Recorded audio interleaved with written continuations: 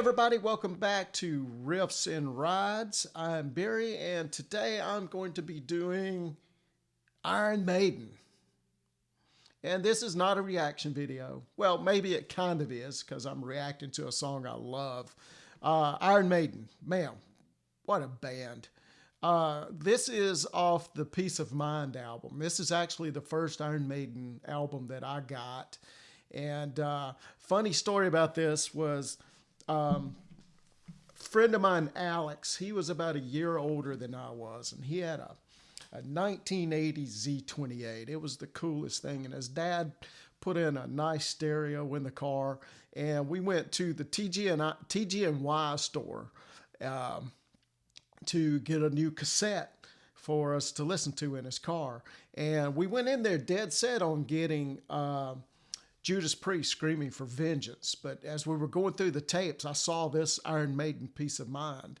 And I was like, man, look at this. It was Eddie Maiden on the cover. And I was like, we got to get this. And we were like, well, neither one of us really knew anything about Iron Maiden. So we got it. And wow, I mean, just instantly fell in love with this album. The whole album is great. I picked this song because it's just one of my favorite songs on the album, and it's also, you know, not 8 or 9 minutes long either. So, but it's a great album. This was the first album that Nico McBrain played on, and Nico is just golly, what a drummer. I mean, he's a great drummer. I believe he played like in the 70s and stuff with like Rick Derringer and some bands like that.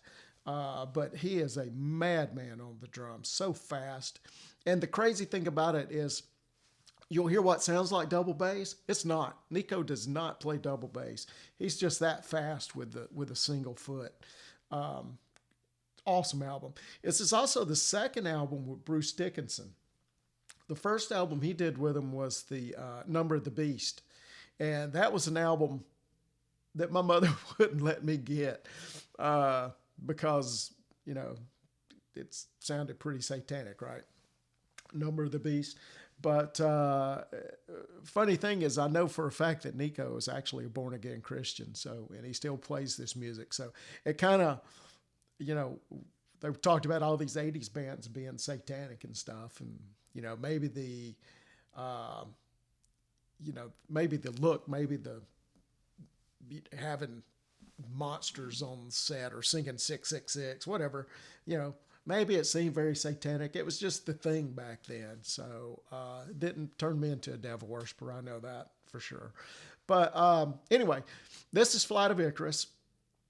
Trying to think of the year. I think 1983. Correct me if I'm wrong on that. But God, what a song. Let's jump into it. You ready? Here we go.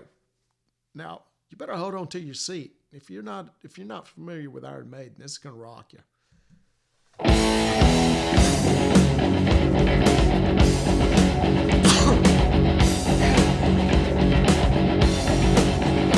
As the sun breaks above the ground, an old man stands on the hill. To the bass, Steve Harris. As the ground warms to the first rays of light, a bird's song shatters the steel. His eyes are ablaze. See the madman in his gaze. Fly on your way like an eagle. Fly as high as the sun. On your way like an eagle. Fly, touch the sun. Yeah. So, the Flight of Icarus. Hopefully you're familiar with the story of Icarus, and that's what this song is about. You know, it's he builds a set of wings and uses wax to hold them together and flies too close to the sun. So that's what this is. So let's finish it up. Let's go. Now the crowd breaks and a young boy appears, looks the old man in the eye.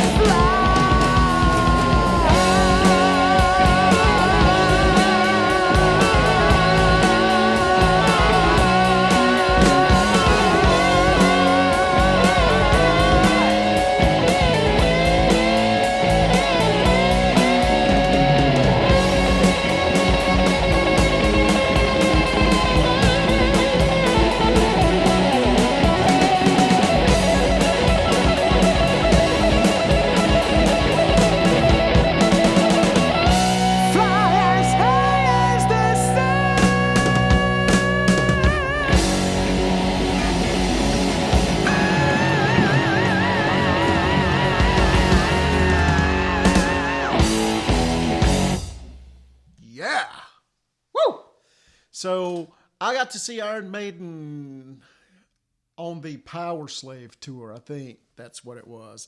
And man, what a show! They had like this big Egyptian pyramids, all kinds of things like that. A real cool thing about Iron Maiden is, I think right now there's actually 3 guitarists in the band, but on this song, I'm pretty sure that was Dave Murray and Adrian Smith.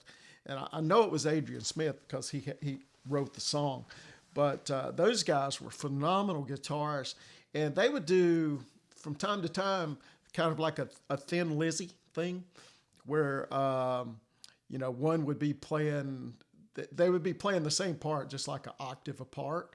Kind of like a dueling guitar kind of thing, but they would switch back and forth to on the solos.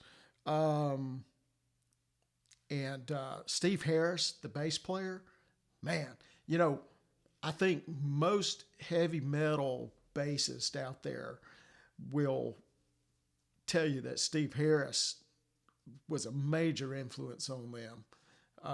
He was just a monster on bass. So tell me what you thought about that song. Tell me what you think about Iron Maiden. If there's any other songs that you want me to react to, put them in the comments down below. And click like. And please subscribe to my channel. And I'll be getting some more videos just like this out there soon. So thank you for watching. And we'll see you next time here on Riffs and Rides.